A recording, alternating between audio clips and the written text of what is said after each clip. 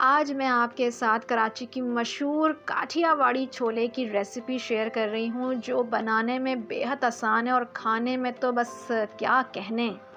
इस रेसिपी को आप स्टेप बाय स्टेप फॉलो करें और आप घर बैठे कराची की मशहूर काठियावाड़ी छोले को एंजॉय करें चाय के साथ। चलें चलते हैं इसकी रेसिपी की तरफ।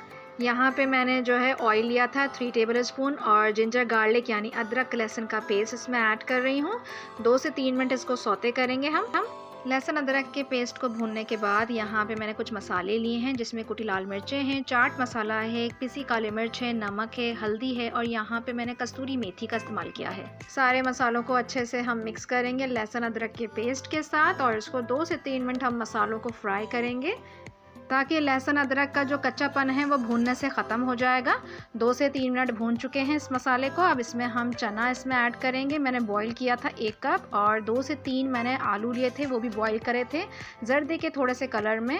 और देखिए हल्का सा येलो कलर आया हुआ और इसको मिक्स कर लेंगे। यहाँ पे थोड़ा सा पानी इसमें ऐड करेंगे हम, ताकि हमारा जो है इसका ग्रेवी तैयार हो जाए।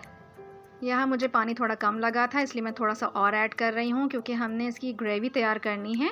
और यहाँ पे आधा कप मैंने इमली का गूदा लिया था। अब इसको मिक्स करने के बाद मैं थोड़ी देर के लिए इसको पकने रख दूँगी लो फ्लेम पे, ताकि बॉईल किए हुए आलू और चना में जो है वो मसाला अच्छे से रच बस जाए।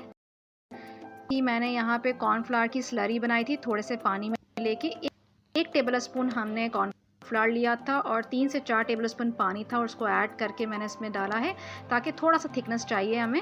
और जितनी आपको थिकनेस चाहिए उतनी देर आप पकाइएगा। यहाँ पे मैंने कुछ लवाजमात लिए थे, जिसमें मैंने प्याज ली थी और बंद गोभी थी, हरी मिर्चें थी, टमाटर थे।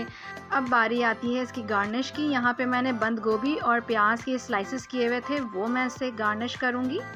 और ये it's just up to you, आपको कितना इसके जो है लवाजमात चाहिए, कम चाहिए आप कम इसमें ऐड कीजिए, ज़्यादा चाहिए आप ज़्यादा ऐड कर सकते हैं। यहाँ पे मैंने जो है टमाटर लिए थे और इसका जो गूदा था और बीज था वो निकाल चुकी थी। अपनी टेस्ट के हिसाब से इसमें हरी मिर्चें ऐड कीजिएगा, बच्चों के साथ है। और ये बिल्कुल जो मैंने आपको इंग्रेडिएंट्स बताए हैं ये बिल्कुल परफेक्ट बनी थी। और यहाँ पे जो है मैंने हरी मिर्चें सिर्फ 2 ली थी। यहाँ पे ग्रीन चटनी मैं इसमें ऐड कर रही हूँ। ग्रीन चटनी और इमली की चटनी का जो है वो मैं लिंक आपको डिस्क्रिप्शन बॉक्स में दे दूँगी। ये मैं पहले आपको बता चुकी हूँ अपनी लास्ट वीडियोज़ में। ग्रीन चटनी के बाद इसमें मैंने इमली की खट्टी मीठी चटनी ऐड की थी अकॉर्डिंग टू योर टेस्ट। और यहाँ पे अब लास्ट पार्ट जो है वो है पापड़ी का। इसमें मैं पापड़ी क्रश करके इसमें ऐड कर रही हूँ। आप बिलीव कीजिएगा इतने मज़े की ये काठियावाड़ी छोले बने थे कि अब आप बाहर जाना भूल ही जाएंगे और अब जो भी बनाएंगे आप घर में बनाएंगे। आने वाले दिनों में मैं रमज़ान के लिए बेहतरीन सी रेसिपीज़ लेके आने वाली हूँ, तो ज़रूर देखिएगा मेरे चैनल को और मुझे कमेंट में बताइएगा कि आपको मेरी रेसिपीज़ कैसी लगती हैं। रोज़ाना घर में वही चाट वही दही भल्ले खा खा के बड़े भी परेशान और बच्चे भी तंग आ गए थे, तो मैंने यही सोचा कि क्यों ना हम कराची की मशहूर काठियावाड़ी छोले की रेसिपी आपके साथ भी शेयर करूं और आपको भी बताऊं कि ये कितने मज़े की बनी थी। ज़रूर ट्राई कीजिएगा। और ये जो मैं आपके लिए प्लेट तैयार करती हूँ, इसमें मैंने आपके लिए सर्विंग बनाई है और एक ये बाइट आप सबके लिए। अल्लाह आप सब के खानों में बरकत दे और आप सब की परेशानियों में आसानियाँ अता फ़रमाए।